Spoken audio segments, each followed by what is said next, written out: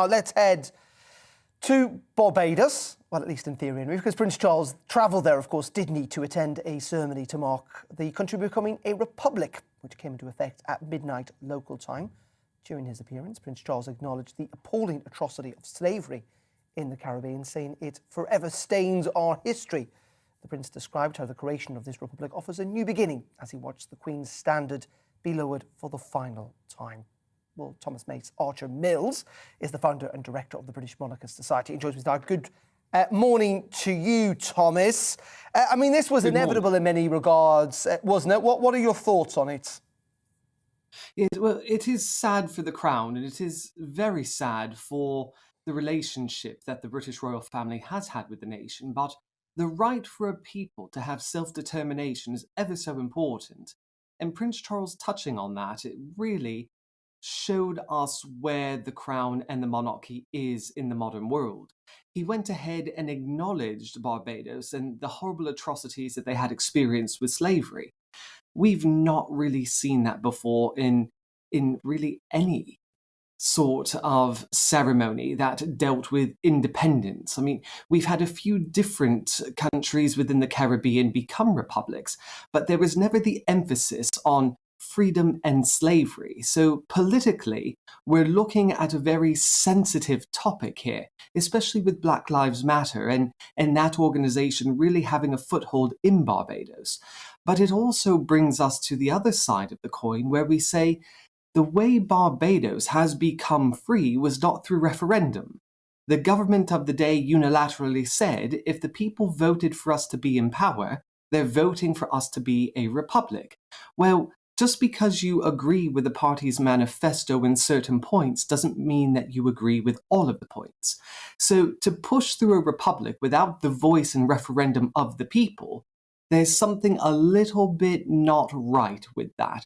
How far are we looking at democracy? And how far are we looking at the government of Barbados right now, pushing this through without an absolute referendum and a voice of the people?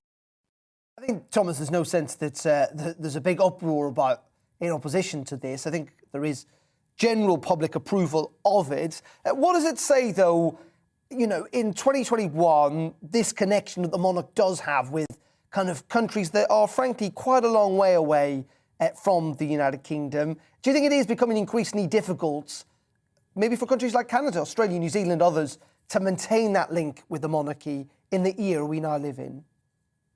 Yes, of course. And this is what we're seeing. I mean, we had back in the 60s, Trinidad, Tobago, a lot of those island nations went ahead and said, look, our head of state lives so far away. Of course, there is a link, but we think we need self-determination and someone who represents us. And that's a very good argument. However, the constitutions of these nations, when they became independent, they created a constitution which gave them their own crown. Therefore, a lot of the people in Barbados are saying, we don't need the British crown, we don't need the British Queen. Well, their own constitution has set up that Barbados is its own crown with its own crowned head of state. So the Queen in the realm countries such as Canada and Australia is not the British Queen. She is the Australian Queen in Australia. She's the Canadian Queen in Canada, the same as in Barbados. So this is very interesting to look at how the constitutions were created, what the legislative was actually given power to do, whether it is representing the crowned head of state or removing the crowned head of state. So this is a political implication that we're seeing here, that even though these countries are independent, they have retained a shared head of state in Her Majesty the Queen, but she's not British in those countries. She is of that country. Just very finally, also, obviously, it's Prince Charles who carried out this ceremony. We are now seeing him in de facto taking on many of the roles that the Queen, of course, would have done given her age. Where do you feel the sense of public opinion is when he becomes King Charles? There's always speculation, isn't there, that actually some countries may then also reassess the link with the Crown when Her Majesty finally passes away.